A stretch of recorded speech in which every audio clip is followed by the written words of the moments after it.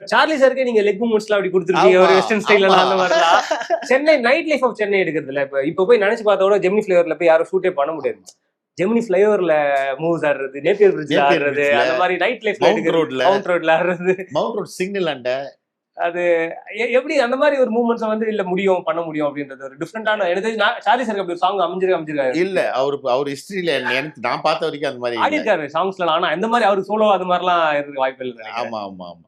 என்னன்னா சார் எனக்கு வந்து கே ராஜேஸ்வரர் சார் படம் கூட எல்லா படம் நான் தான் பண்ணிட்டே வந்திருக்கிறேன். நிறைய படம் அமரன் வெத்தலை போட்டோல இருந்து அவர் வந்து அவருக்கு தான் அது நன்றி சொல்லணும். என்னன்னா சார்லிக்கு அந்த மாதிரி ஒரு சாங் வச்சு என்கிட்ட கேட்டாரு, சார்லிக்கு வந்து எப்படி ஆடுவார், அதெல்லாம் வேண்டாம், அவர் சாங் எடுக்கிறோம் ஓகே, ஆனால் எனக்கு டைம் கொடுங்க.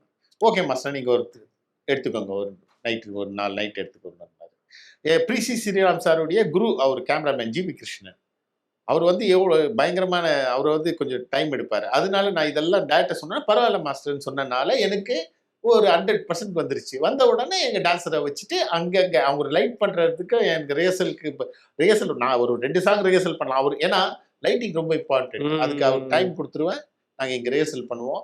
அவர் பாடியில் என்ன வருது, ஒரு 4-5 மூமெண்ட், இல்லை இந்த மூமெண்ட் இது ஓகே, இது ஃபிக்ஸ் பண்ணு.